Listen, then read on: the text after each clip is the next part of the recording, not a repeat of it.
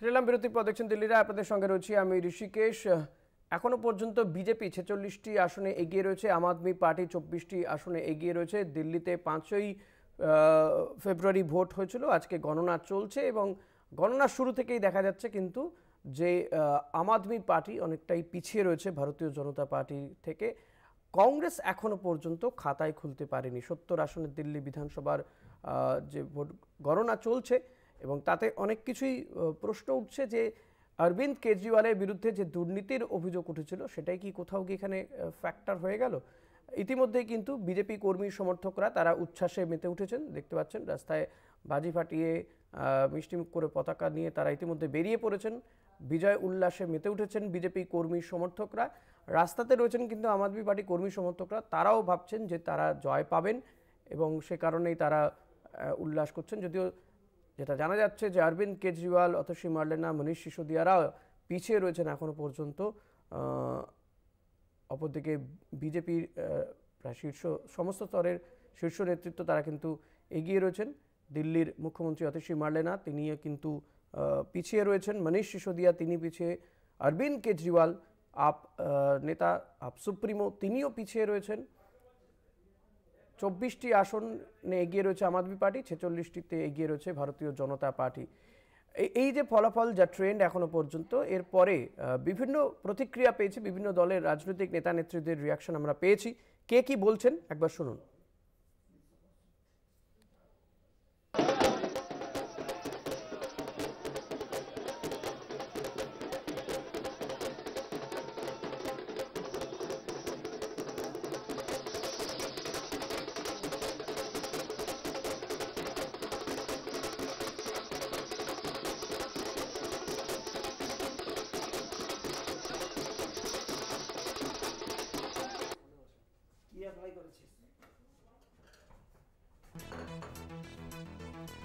दिन है दिल्ली के लिए और जिस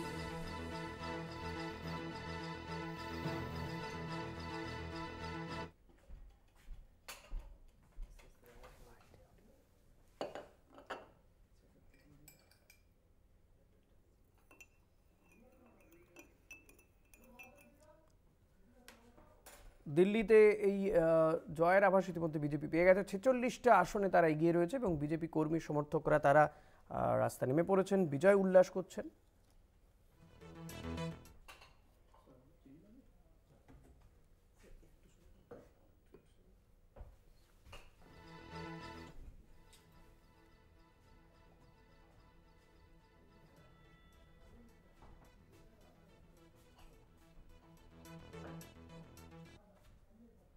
कहूंगा कि आप लोगों ने जो गंदी राजनीति की शुरुआत की थी, आज उसके अंत होने का समय आ गया। आज अंत का दिन आ गया और भगवान न करे ऐसी राजनीति भारत के धरती पर दोबारा आए। इस तरह की राजनीति जिससे लोगों का जीवन बर्बाद हो, राजनीति का चेहरा बदल जाए, राजनीति पर दाग लग जाए और लोगों का विश्वास राजनीति लोगों पर न रहे, तो महादेव की कृपा रही। दिल से धन्यवाद कि आप लोगों को आजादी मिली नर्क की जिंदगी से। दिल्ली वालों, प्रधानमंत्री मोदी जी की डबल इंजन की सरकार, अब वो सारी चीजें, कैपिटल कैसे होना चाहिए, एक राजधानी कैसे होनी चाहिए, वो आप लोगों को जरूर ये सरकार बनाएगी, क्योंकि मोदी जी की कथनी करनी में अंतर नहीं है। नहीं, देखो, इनका मुद्दा बिल्कुल अपने पे गिरबान में झांक के देखा नहीं। केजरीवाल से बड़ी गुंडागर्दी किसने की है? प्रशांत भूषण, कुमार विश्वास, योगेंद्र यादव, इनको जब पार्टी से निकाला गया तो कहा इनको तो लात मार के भगाना चाहिए था। कहां पे लात मार के? वो स्टेटमेंट देखो केजरीवाल कौन सी भाषा का उपयोग किया है। पुलिस के जवानों के लिए कैसी भाषा का उपयोग केजरीवाल ने की है, एक मवाली भी नहीं करता है। मैंने कभी ऐसी भाषा का उपयोग नहीं किया होगा। और देश के प्रधानमंत्री के बारे में कैसी भाषा का उपयोग केजरीवाल जी ने किया है। भारत की सीमा पर प्रहरी हमारे सैनिक पुलवामा में अंदर पाकिस्तान को जाके सैनिकों को ठोका है उन्होंने, उनके लिए सबूत मांगने का काम केजरीवाल ने किया है। ये देशद्रोही वाली मानसिकता है। तो भारत विरोधी इनकी सोच है। ये अर्बन नक्सलाइट टाइप के लोग हैं। इस समय तो ये लग रहा है कि इनकी सरकार बनेगी। बाकी देखो, बट 6वां-7वां राउंड हो गया। 6-7 राउंड के बाद नॉर्मली पिक्चर ठीक रहती है, क्योंकि जो लीड्स है वो बहुत कम नहीं है।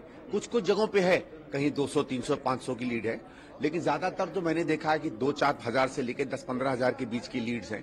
ये लीड्स मुश्किल है पूरी करनी। तो था, लेकिन अगर लोगों में शायद भरोसा नहीं बना हो कि हम लोग सरकार दे पाएंगे तो ठीक है, जो जनता का निर्णय है वो निर्णय है। हम लोग इतना कह सकते हैं कि हमने मुद्दे उठाए और जो मुद्दे हमने उठाए उस पर काफी हद तक चुनाव बना। बाकी जो जनता कहे उसको।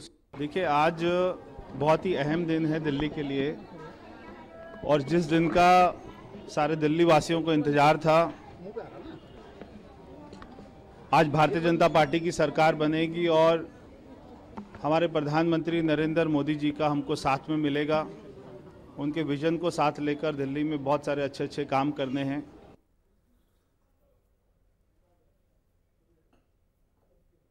ইনি আমরা আলোচনা করব। আমাদের সঙ্গে রয়েছেন অধ্যাপক সুব্রত বাগচি। সুব্রতবাবু, স্বাগত আপনাকে আমাদের এই অনুষ্ঠানে। রয়েছেন বিজেপি নেতা শঙ্কুদেব পান্ডা। শঙ্কু, আপনাকেও স্বাগত জানাবো আমাদের এই অনুষ্ঠানে। শঙ্কুদা, শুরুতেই আপনার কাছে আসবো। শুরুতে জানতে চাইবো যে বিজেপির যে ফলাফল এখনো পর্যন্ত যা দেখতে পাচ্ছি, আমি দেখলাম আপনি স্টুডিওতেই ঢুকছেন নাচতে নাচতে, তো ফলত খুব স্বাভাবিকভাবেই আপনি খুশি, এটা বোঝাই যাচ্ছে। কিন্তু অনেকগুলো বছর কেটে গেল, বিজেপি দিল্লিতে যদি ধরেই নিই বিজেপি আসছে ক্ষমতায় আসতে বা দিল্লির সিংহাসন দখল করতে। দেখুন, দিল্লিতে কাজ করাটা অনেক বেশি ইম্পর্টেন্ট, কারণ দিল্লিতে শীলা দীক্ষিতের সরকারের বিরুদ্ধে মানুষ রায় দিয়েছিলেন। আপ তখন বলেছিল আমরা দিল্লির উন্নয়ন করব, এবং রাজধানী যা যেরকম হওয়া দরকার তার মধ্যে সব থেকে বড় 2-3টে সমস্যা। আমি দিল্লি এবারে নির্বাচনী প্রচারেও গেছিলাম সিনিয়রদের সাথে, তাতে আমি দেখলাম 2-3টে জিনিস বড় এজেন্ডা হয়েছিল। যেমন ধরুন, যমুনার সংস্কার করার কমিটমেন্ট ছিল কেজরিওয়ালের, তিনি সেটা করতে পারেননি। বাড়ি বাড়ি জল দেওয়ার সমস্যার কথা ছিল, সেটা তিনি করতে পারেননি। তারপর ধরুন, আমি স্পেসিফিক্যালি 2-3টে জায়গা বলবো। যেমন ধরুন করলবাগ, প্রচুর বাঙালি থাকেন। যেমন ধরুন সিআর পার্ক, প্রচুর বাঙালি থাকেন। এই সমস্ত জায়গাগুলোতে আপনি যদি যান তাহলে দেখবেন এখানে পানীয় জলের ব্যাপক সমস্যা, এবং তার সেই ক্ষেত্রে কেজরিওয়াল সরকার পুরো ব্যর্থ। এবং ল্যান্ড সিলিং এর সমস্যা ছিল, এখানকার যারা স্বর্ণকাররা ওখানে ব্যবসায়ী আছেন তাদের একাধিক সমস্যা ছিল। এইসব বিষয়গুলো নিয়ে আপ যত বড় বড় করে বাড়িয়ে চাড়িয়ে বলেছিল, কাজের কাজ প্র্যাকটিক্যালি কিছুই করে উঠতে পারেনি। উল্টে আপনি দেখবেন যে তাদের মুখ্যমন্ত্রী জেলে চলে গেছেন, এবং যারা দুর্নীতি বিরোধী আন্দোলনের উপর ভিত্তি করে ক্ষমতায় এসেছিলেন তারা মদের কেলেঙ্কারি করেছেন। আচ্ছা, বলতে পারেন যে এটাই হয়তো রাজনৈতিক কোনো অ্যাঙ্গেল থাকতে পারে, কিন্তু আপনি এটা বলুন যে মানুষ তার একটা সরকারি আবাসস্থল শীষমহলের মতো বানিয়েছেন। আমি বলছি না, ইন্ডি জোটের অন্যতম বড় শরিক কংগ্রেস, রাহুল গান্ধী, তারা অভিযোগ করেছেন। তো ফলে বোঝা যাচ্ছিল যে আপ মানুষের দ্বারা প্রত্যাখ্যাত হবেন, এবং সেই তুলনায় নরেন্দ্র মোদীজির যে চিন্তা ভাবনা যে রাজধানীর মতো হওয়া উচিত, সেটা অনেক বেশি কাজে দিয়েছে। সেই কমিউনিকেশন অনেক বেশি কাজে দিয়েছে, এবং নিচের স্তরে নেমে বিজেপি কাজ করেছে, মাইক্রো ম্যানেজমেন্ট লেভেলে কাজ করেছে। এবং আমাদের এখান থেকেও বহু বিজেপির প্রতিনিধি তারা গেছিলেন ওখানে প্রচার করতে, তারাও সেটা করে এসেছেন। ফলে আপনারা বুঝতেই পাচ্ছেন যে যদি জনবিরোধী কাজ এবং দুর্নীতি কোনো সরকারের বেসলাইন হয়ে যায়, তাহলে সেই সরকার প্রত্যাখ্যাত হতে বাধ্য, এবং সেটা হওয়ার সময়ের অপেক্ষা। এবং আপনাকে জানিয়ে রাখি যে এই নির্বাচনে কনগ্রাচুলেট করতে চাইব তৃণমূল কংগ্রেসকে, কারণ তারাও ইন্ডি শরিকের মধ্যে আগ বাড়িয়ে কংগ্রেসের বিরোধিতা করে আপকে সমর্থন জানিয়েছিলেন, এবং প্রায় মিষ্টি ফিষ্টি তৃণমূল কংগ্রেস কিনে ফেলেছিল। আজকে উৎসব হবে, দিল্লিতে কেজরিওয়াল শপথ গ্রহণ করবেন, রাজ্যের মুখ্যমন্ত্রী এবং অন্যান্যরা যাবেন। এয়ার টিকিট কেটে ফেলেছিলেন এই আশায়, কিন্তু সেসব মাঠে মারা গেল। তাদেরকে শুধু বলবো তৈরি থাকুন, কারণ যে কাণ্ড কেজরিওয়াল ঘটিয়েছেন তার থেকে 10 গুণ কাণ্ড তৃণমূল সরকার বাংলায় ঘটিয়েছে। ফলে দিল্লি আবি ঝাঁকি হ্যায় আর বাঙ্গাল তো বাকি হ্যায়, কারণ মাঝখানে বিহার ইলেকশন, এটা পার করার পর 26-এর বাংলায় নির্বাচনে কি হবে তার ডিরেকশন পাওয়া যাচ্ছে। সুব্রতবাবু, আপনার কাছে আসবো। দিল্লির এই যে নির্বাচন এবং এখনো পর্যন্ত যা ট্রেন্ড, তাতে বিজেপি জিতছে মোটামুটিভাবে, পরিষ্কার বলা যেতে পারে, যদি এখনো কিছুটা সময় বাকি রয়েছে। এই ফলাফলটাকে আপনি কিভাবে ব্যাখ্যা করবেন? এটা তো মোটামুটি বোঝাই গেছে, কোনো সংশয় নেই যে দিল্লিতে বিজেপি ক্ষমতায় আসছে, এবং এটা একদম 27 বছর পর, হ্যাঁ, আনএক্সপেক্টেড। কেউ ভাবেনি যে এবার বিজেপি ক্ষমতায় আসতে পারে। এবং আপ তার এই যে যাবতীয় প্রচার চলছিল যে আপ ওখানে যে শিক্ষা ব্যবস্থা, চিকিৎসা ব্যবস্থা, এটা নিয়ে যে নানা ধরনের যে কথাবার্তা আমরা এখান থেকে কলকাতায় বসে শুনতে পাচ্ছিলাম, এবং আমরা একটা রেফারেন্স পয়েন্টও মাঝে মধ্যে আলোচনার মধ্যে তুলে আনতাম যে দেখো দিল্লিতে আপ কি কাজ, কত ভালো কাজগুলো করেছে আর কি। বিশেষ করে আপের যে বর্তমান ভারপ্রাপ্ত মুখ্যমন্ত্রী অতিশী মারলেনা, তার যে কাজকর্ম সেটা তো উচ্চ প্রশংসিত। এবং এটা বটেই যে তার যে টেনিয়ারটা সেটা অরবিন্দ কেজরিওয়াল মুখ্যমন্ত্রী থাকাকালীন সে সময়টাতে এই সাফল্যের জায়গাটা কিন্তু খুব বেশি হাইলাইটেড হয়েছিল। কিন্তু কি কারণে আজকে আপ ক্ষমতা থেকে হটে গেল এবং বিজেপি ক্ষমতা থেকে ক্ষমতায় চলে এলো, এটা সত্যিই একটা গবেষণার দাবি রাখে, বিষয়ে কোনো সন্দেহ নেই। আমার একটা যেটা মনে হয় যে কতগুলো ফ্যাক্টর এখানে প্লে করেছে। আমি সকাল থেকে বিভিন্ন ধরনের আলোচনাগুলো খুব বেশি শোনার সময় পাইনি, কিন্তু যতটুকু আমার নিজের পারসেপশনে সেটা মনে হয়েছে যে যে যে কেন্দ্রীয় বাজেট যেটা লাস্টে যেটা সাবমিট করেছেন নির্মলা সীতারামন, সেখানে একটা তার প্রভাব পড়েছে দিল্লির মধ্যবিত্ত অংশ, তাদেরকে খুশি করার প্রচেষ্টা। তার সাথে আপের যে দু দফার যে সরকারে থাকা, তার যে অ্যান্টি ইনকামবেন্সি কিছু ফ্যাক্টর সেখানে প্লে করেছে। আর একটা আমি বলবো, গতকাল আমি কতগুলো লেখা পড়ছিলাম, সেখানে যে সমস্ত মুসলিম অধ্যুষিত অঞ্চলগুলো আছে, সে মুসলিম অধ্যুষিত অঞ্চলগুলোতে মুসলিম সাপোর্ট যেটা পেয়েছিল গত নির্বাচনে, সেটাতে ভাটা পড়েছে। তার কারণ কোভিডের সময় আপ কিন্তু যে কোভিড যে বেড়ে গিয়েছে, প্রকোপ বেড়ে গিয়েছিল, সেখানে আমি যেটা মিডিয়াতে পড়লাম সেই সময়টা আমার খুব ভালো মনে ছিল, কিন্তু এত বছর পরে, প্রায় 4-5 বছর পরে আমি অতটা পরিষ্কার মনে করতে পারছি না। তবে আপ কিন্তু সেই সময়টাকে তবলিগি জামাতকে দায়ী করেছিল কোভিডের প্রকোপ দিল্লিতে বেড়ে যাওয়ার জন্য। আমরা বোধহয় যদি একটু মনে করি যে সে সময় দিল্লির কোনো একটা মসজিদে বহু পরিমাণে মুসলিম ইমাম তারা এসেছিলেন আর কি, সেখানে ওরা ছিল। আমি মানে আস্তে আস্তে আমার মনে আসছে এগুলো। তো সে সময়টা আপ যে ভূমিকা, সেখানে মুসলিমদের পাশে আপ কিন্তু সে সময়টা দাঁড়ায়নি। তার ফলে সংখ্যালঘু ভোট কিন্তু সেখান থেকে আপের কাছ থেকে সরে গেছে। এবং পাশাপাশি আসাদুদ্দিন ওয়াইসির যে দল, এই মুসলিমিন যে পার্টিটা, তারা পৃথকভাবে তাদের ক্যান্ডিডেট দাঁড় করিয়েছিল। আর আমরা তো জানি যে ইন্ডিজোট সেখানে কিছু ছিল না। আপ এবং কংগ্রেসের মধ্যে যে পরিষ্কার বিভাজন, কোনো ইন্ডিজোটের কোনো অস্তিত্ব সেখানে ছিল না। রাহুল গান্ধী এবং প্রিয়াঙ্কা গান্ধী যেসব মুসলিম অধ্যুষিত এলাকাতে তারা রোড শো করেছেন এবং সাথে ইম্প্যাক্টটা ভালো হয়েছিল। এবং এটা পরবর্তীকালে যে ভোট, যে পার্সেন্টেজ কোন পার্টি কী কতটা পেয়েছে সেখানে, সে ভোটটা, সেটা আমরা যদি একটুখানি হিসেব করি তাহলে বোঝা যাবে যে কংগ্রেস কতটা ভোট, সংখ্যালঘু ভোট সেখান থেকে আপের কাছ থেকে সরিয়ে নিয়ে গেছে। এবং সেই কারণে আপের যে ভরাডুবি, সে ভরাডুবিটা হলো কিনা। তো আপ যেখান থেকে শুরু করেছিল গত দুটো নির্বাচনে, যে 70টার মধ্যে 70টাই বোধহয় পেয়েছিল আমি যদি ভুল না করে থাকি, বা 2-1টা হয়তো কম হবে, 67 বোধহয় পরের বার। প্রথমবারে বোধহয় একদম মানে 100/100 বোধহয় এরকম ছিল। আমি ভুলও হতে পারে, 2-1টা আসন কম বেশি হতে পারে। যেটা হয়েছিল তার এরকম একটা বিরাট ল্যান্ডস্লাইড, মানে এই ধরনের ধস, সেই ধসটা আমি লেটেস্ট ফিগার যেটা 47 যেটা দেখলাম, যে বিজেপি 47টা আসন সেখানে পেয়েছে, 46টা দেখাচ্ছে, অন্য চ্যানেলে 47টাও দেখাচ্ছে। এবং এটা বেড়ে 50টা হয়ে গেলেও কিছু অবাক হওয়ার কিছু থাকবে, বা আরো বাড়তে পারে। মানে total loss of faith in AAP. মানে আপনি বলছেন এতগুলো ফ্যাক্টর আপের বিরুদ্ধে গেছে এগুলো, মানে শুধুমাত্র কতগুলো জনমোহিনী কত কাজকর্ম করে যে গোটা একটা বিধানসভা নির্বাচনে ক্যারি করে নিয়ে যাওয়াটা, সেটা। তারপরে দিল্লি যেহেতু কেন্দ্রের ল অ্যান্ড অর্ডার পুলিশ যেটা সব সেখানে আছে, পদে পদে আমরা দেখি যে ওখানকার উপরাজ্যপালকে নিয়ে আপের সাথে যে দীর্ঘমেয়াদী টানা পড়েন, এবং কিছু দুর্নীতি যে মামলাগুলো যে বলছিল আর কি, সেই মামলাগুলো সেখানে আছে। সেটা মানে ইন্টারিম যে বেল, সেটা অরবিন্দ কেজরিওয়াল পেয়ে গেছে, এবং মনীষ সিসোদিয়া থেকে আরও যারা জেলে ছিল তারা পেয়ে গেছে। কিন্তু জনমনে একটা পারসেপশন তৈরি হয় যে দলটা ইন্ডিয়া এগেনস্ট করাপশন, এইখান থেকে মানে তখন তো একটা গোটা ভারতব্যাপী উন্মাদনা ভারতবর্ষে, যে আপই একটা দল, যে দলটা নতুন তৈরি হয়ে সিপিআইএম থেকে শুরু করে অন্যান্য বামপন্থী দল, তৃণমূল কংগ্রেস, তার পপুলারিটি তখন কিন্তু একদম নিচে চলে যাচ্ছে। আপ গোটা ভারত জুড়ে উন্মাদনা, অরবিন্দ কেজরিওয়াল সেখানে নতুন দল তৈরি করছেন। সেই উন্মাদনাটা কমতে উন্মাদনা তো নেই, এখন দেখা যাচ্ছে যে ওটা পেছন দিকে হাঁটছে।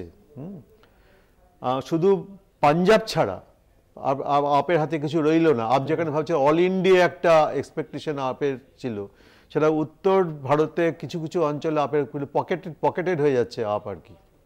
না না, এবং দিল্লি নির্বাচন, আমি 1 মিনিট জাস্ট ইন্টারাপ্ট করছি, তবে আমি শুধু একাধিক একটা কথা পাঞ্জাবি, বলি, আমি এক লাইনে শেষ করব, একাধিক পাঞ্জাবি অধ্যুষিত এলাকা, সেখানেও হচ্ছে আপ এবারে হেরেছে, সেগুলোও জেতাতে পারেনি। না যেতে পারবে না তো, তার কারণটা যে কংগ্রেসের সঙ্গে ভোট ডিভিশনটা কিরকম হলো সেই ক্যালকুলেশনটা দেখতে হবে, যে আপ, কংগ্রেস এবং এআইবি এই পার্টিগুলো যদি আলাদা করে ক্যান্ডিডেট দিলে পরে ভোট যে ডিভিশনটা হলো, কংগ্রেসের ভোট পার্সেন্টেজ খুবই কম, কোথাও 300-400। সন্দীপ দীক্ষিত তিনি, আমি যখন দেখছিলাম তখন 700-র কিছু বেশি ভোট পেয়েছিলেন, বাকি দুজন 4000-এর কাছাকাছি। আপের সাথে বিজেপির মার্জিনটা দেখতে হবে কতটা আছে, তাহলে শিখ ভোটটা এমন হতে পারে, শিখ ভোটটা এমন হতে পারে, শিখ ভোটটা এমন হতে পারে যে শিখ কমিউনিটির ভেতরে বিজেপি লিডারশিপ গড়ে উঠেছে, হয়তো স্ট্রং লিডারশিপ গড়ে উঠেছে, সুইং করেছে ওদিকে, এটা হতেই পারে, পরের দিকে হয়ে যাবে, এটা ফিগারস গুলো আসবে। আমি আসবো, তবে একটা কথা বলে রাখি, তার মানে কিন্তু আমি এটা মানতে রাজি নই যে বিজেপি খুব সুশাসন দিয়েছে এবং বিজেপি সুশাসন দিতে পারবে, কারণ আমরা এটা কিন্তু এক্ষুনি বলার মতো সময় আসেনি, সেটা করে দেখাতে হবে, বিজেপি এখনো পর্যন্ত করে দেখাতে পারেনি আমার ধারণা। বেশ, শুক্লা যে কথাগুলো বলছেন সুব্রত বাবু বা শঙ্কুদাও যে কথা বলছিলেন, যে লাগাতার দুর্নীতির অভিযোগ এবং মানুষের যে ন্যূনতম চাহিদা, পানীয় জল থেকে শুরু করে যে বিষয়গুলো রয়েছে সেগুলো আপ দিতে পারেনি। যমুনার দূষণ বলেছিল যে যমুনা দূষণ মুক্ত করবে, সেটা হয়নি। এইগুলো কোথাও গিয়ে দিল্লি মানুষের কাজ করেছে মানুষের মধ্যে, সে কারণেই তাদের আজকে এই ফলাফল, বিজেপির এই ফলাফল। দেখুন, প্রথমে আমি বলবো যে আমরা এই যে ভোটটা ছিল সেটা হলো ইডি, সিবিআই, দিল্লি পুলিশ, এই পুরো সিস্টেমের বিরুদ্ধে লড়াই ছিল আমাদের। আর আমরা এই ভোটেতে মানুষের জন্য কাজ করে, এই ভোটটায় ভয়ঙ্করভাবে খেটেছি, আমরা মানুষের জন্য পুরোটা কাজটা করেছি। এবার জনতাই জনার্দন, জনতা যে রায় দেবে সেটা তো শিরোধার্য, সেটা অবশ্যই হবে, কিন্তু এখনো সময়ের অপেক্ষা, দেখা যাক কোথা থেকে কোন জায়গায় সমীকরণটা গিয়ে শেষ হয়। কিন্তু আপনার কি মনে হয় যে এই যে ফলাফল 46-24, এটার থেকেও কোথাও গিয়ে আরো উল্টে যেতে পারে ফলাফলটা? উল্টে যেতে পারে বা কাছাকাছি যেতে পারে, বা কতটা ডিস্টেন্সে, কতটা গ্যাপে শেষ হতে পারে, সেটার উপর সময়ের অপেক্ষা, সেটার উপর চোখ রাখবো। আচ্ছা, বেশ। শঙ্কুদা, আপনার কাছে আসবো, যেটা সুব্রতদাও বলছিলেন যে প্রশাসন যে সুশাসন দিতে পারবে বিজেপি, এমনটা কিন্তু নিশ্চিত নয়। এটা ঠিকই যে 27 বছর পরে দিল্লিতে ক্ষমতায় ফিরছে বিজেপি, কেন্দ্রীয় বিজেপি সরকারের বিরুদ্ধে একাধিক অভিযোগ, যেটা শুক্লাও বলছিলেন বা সুব্রতদা বলছিলেন, যে সেখানকার উপরাজ্যপালকে দিয়ে বারবার ব্যস্ত রাখা অরবিন্দ কেজরিওয়াল বা যিনি মুখ্যমন্ত্রী থাকুন না কেন, দুর্নীতির অভিযোগ করে ইডি, সিবিআই, শুক্লাও যেটা বললেন যে তাদের বিরুদ্ধে তাদের লড়াই মূলত এই কেন্দ্রীয় এজেন্সিগুলোর বিরুদ্ধে। এই বিষয়গুলো কোথাও গিয়ে কি দিল্লিতে ফ্যাক্টর হয়ে গেছে আপনাদের পক্ষে ভোট পড়ার ক্ষেত্রে? দেখুন, আমার বক্তব্য হচ্ছে যে কেজরিওয়াল জি এরকম করবেন কেন, তাকে এই জায়গা ফেস করতে হবে কেন, আমার প্রথম প্রশ্ন। একজন মানুষের যদি শুধু দুর্নীতির অভিযোগ থাকতো, আমি বিতর্কের খাতিরে মেনে নিতাম যে সেখানে রাজনৈতিক প্রতিহিংসার জায়গা আছে, কিন্তু তার মানসিকতা নিয়ে যখন প্রশ্ন উঠে গেছে, তিনি আজকে একটা সরকারি বাংলায় শীষমহল বানিয়েছেন, এটা নিয়ে প্রশ্ন উঠবে কেন? আপনাকে বুঝতে হবে ওনার সাথে কি আজকের ডেটে বা কাল, আগামীকাল মনীষ সিসোদিয়া থাকবেন? মনীষ সিসোদিয়া জেলে গেছিলেন, তারপরে তার যা দায়িত্ব পালন করার কথা ছিল তিনি কি করেছেন? এসব তো প্রশ্ন উঠেছে তার দলের মধ্যে। আজকে তিনি একাধিক ইম্পর্টেন্ট তার দলের সহযোগী যারা যখন ক্ষমতায় আসার সময় তিনি ছিলেন তাদেরকে দল থেকে বের করে দিয়েছেন, আমি তাদের নাম করতে চাই না। একাধিক কবি, বিশিষ্ট মানুষ তাদের ছেড়ে চলে গেছেন কেন, আমি জানতে চাই। এবং আপনাকে বুঝতে হবে, দেখুন আপ যে ধরনের প্রতিশ্রুতি দিয়েছিল, যে যে কাজ দিল্লিতে করবে বলেছিল, আমরা নিচের তলায় নেমে দেখেছি সেই সমস্ত কাজ হয়নি। দেখুন, আমি বাংলার মানুষ, আমি একদম জায়গার নাম ধরে ধরে বলছি। ধরুন করলবাগ, এখানে 2টো বিধানসভা আছে, পুরোপুরি বাঙালিরা নিয়ন্ত্রণ করেন। এই বিধানসভাতে গিয়ে আমি দেখেছি, এখানে আপনি শুনলে অবাক হয়ে যাবেন, যারা এখানকার স্বর্ণকাররা গিয়ে ওখানে কাজ করে, তারা সিলিং এর চাপে, জলের অসুবিধার চাপে, তাদের নিজেদের কাজ করার জায়গার চাপে কি কঠিনতম জায়গায় রয়েছেন, সেই সাপোর্ট তো তারা পাচ্ছেন না। আমি আজকে বাংলার ছেলে, আমি বাংলার কথা তো বলবোই। কেন আজকে তৃণমূল সরকারের সরাসরি সমর্থন ছিল, তৃণমূল আপকে সমর্থন করেছিল, তাহলে তৃণমূল কেন এই সাবজেক্টটাকে অ্যাড্রেস করতে পারলো না? আমার প্রশ্ন। আজকে তো এই হারের দায়িত্ব তৃণমূলেরও। তৃণমূল তো আজকে কংগ্রেস ইন্ডি জোটের মধ্যে গিয়ে আপকে সমর্থন করেছিল। আমার প্রশ্ন যে কেন এই সাপোর্ট দিতে পারেনি, কেন সিআর পার্ক থেকেও হচ্ছে ভোট ক্যাম্পেইন করবার পর তৃণমূল কোমর বেঁধে নামবার পরেও আপকে জেতাতে পারছে না? ফলে আমি দেখুন, আমি এই প্রসঙ্গে যাব না, আমার বক্তব্য খুব নির্দিষ্ট। আমার বক্তব্য হচ্ছে যে একটা শ্রেণী, এই যেমন উনি খুব গুরুত্বপূর্ণ একটা কথা বলেছেন যে বাজেট যখন প্লেসড হয়েছে তখন মধ্যবিত্তদের কথা মনে করে 12 লক্ষ টাকা পর্যন্ত ছাড় দেওয়া হয়েছে, এটা যেমন হয়েছে তেমনি তৃণমূলের মতো, আপের মতো কিছু দল কুম্ভের ঘটনা নিয়ে নেগেটিভ ক্যাম্পেইন করার চেষ্টা করেছেন। সরাসরি হিন্দু বিরোধিতা হয়েছে, সেই হিন্দু বিরোধিতার ফল এসছে, সরাসরি মানুষ রিয়াক্ট করেছেন। এবং আমি আজকে তো বলবো যে একাধিক মুসলিম অধ্যুষিত জায়গা দিল্লিতে, সেখানে পর্যন্ত আপ কেন সাবজেক্ট থেকে সরে গেছে?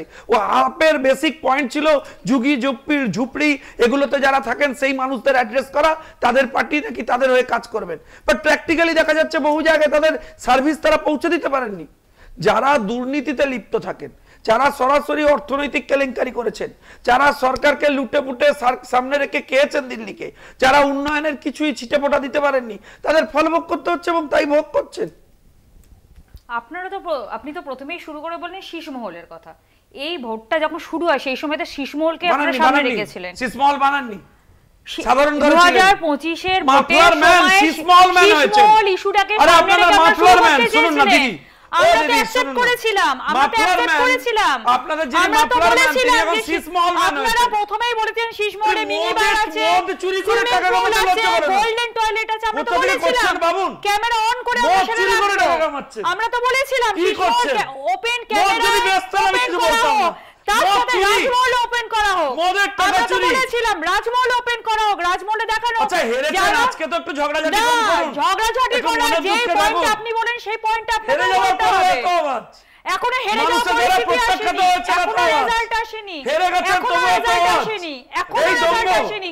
শীষমহল ইস্যুটার কথা চুরি করে খেয়েছেন, কথা বলতে হবে, মুখ্যমন্ত্রী জানেছিল সাথে রাজমহল করা হোক, সাথে রাজমহল করা হোক, সাথে যোগী মহল করা হোক। তুমি দায় নিও না, পিন স্ট্রাইম সুট মোদি লেখা ছিল, তুমি দায় নিতে চাও, আমি বলতে চাইছি সমর্থন করেছো, দায় নিতে চাও, বাংলা থেকে যারা জল দিতে পারো না, রাজমহল করা হোক। ওরে বাবা, তৃণমূল দায় নিচ্ছে কি? 10 লাখ তোমার দলের পলিসি ছিল, আপনি তো মশাই বলতে দিচ্ছেন, তোমরা দায় নিচ্ছ, এই হারে দায় বলছি পলিসি, এই হারে দায় নেবে তো, আমি পলিসি হারে দায় নেবে কি না বলো, আরে হারে দায় নেবে কি না বলো দাদা, একটু আরে আগে এইটুকু হ্যাঁ কি না বলে দাও। আমি তোমায় পলিসি বলছি, হারে দায় নেবে কি নেবে না, তুমি পলিসি তুমি জানতে এই চাইছো, হারে দায় নেবে কি নেবে না দেখো সমর্থন করেছিলেন, মানুষ ক্রেডিট হলো তো যেতে টিকিট কেটে ফেলেছিলে, ঠিক আছে তুমি আগে বলে নাও। কেজরি আচ্ছা বলেনি, শোনো কেজরিওয়াল বলা শেষ, না না শুরু বলতে বললে তো না হয়েছে, এত আরে বলি শোনো, তুমি তো বলছি তো, শুধু তুমি বলবে আমরা বলবো। আরে ভাই কেজরিওয়াল একটা কথা বলো, মন্ত্রী হলে তো শপথ আচ্ছা করতে শুনো, চলে যেতে, তুমি স্টুডিওটা কিনে নিয়েছো, এই দাদা তুমি স্টুডিওটা কিনে নিয়েছো, তুমি তো বলতে বললে, এবার তুমি থামো, এবার আমি বলবো। আপনাকে স্বাগত আমাদের অনুষ্ঠানে, যাই হোক আপনাকে তো আমার বক্তব্য হচ্ছে এবার দাদা অনেক বলেছে, এবার আমি বলবো এক লাইন। হ্যাঁ বলো। আমার বক্তব্য হচ্ছে যদি জেতার দায় তোমাদের নিতে হয়, কোমর বেঁধে সমর্থন করতে হয়, তাহলে হারার দায়ও নিতে হবে। ঠিক আছে, কথা হচ্ছে যে মহারাষ্ট্র যে ভোটিং হচ্ছে এটা এক্সাম্পল, যে ভোটার যত পপুলেশন আছে অ্যাডাল্ট পপুলেশন তার থেকে বেশি আমি দেখছি যে ভোট পেয়েছে, কোনো ওতে কোনো এক্সপ্লেনেশন নেই। মহারাষ্ট্র কোথায় হয়? আরে এবার সব দেশের কথা বলবো, তুমি দাঁড়াও না বাবা, এত এখনই তোমার কাছে রেজাল্ট চলে এলো 100% দাঁড়াও না, দিল্লিতে কোথায় হচ্ছে আবার সব।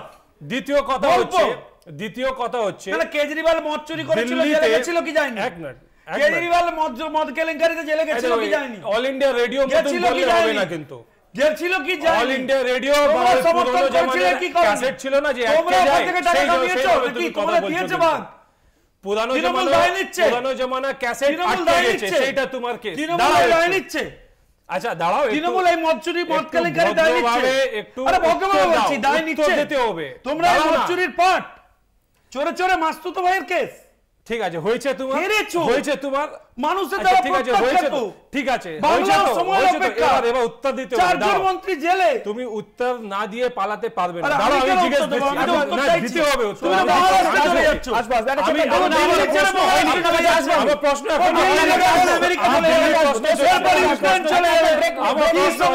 একটা বিষয় থাকতে যাচ্ছে না, ব্রেক নি আসছি, একদম একটা ছোট ব্রেক নিয়ে ফিরছি, সঙ্গে রাখবেন।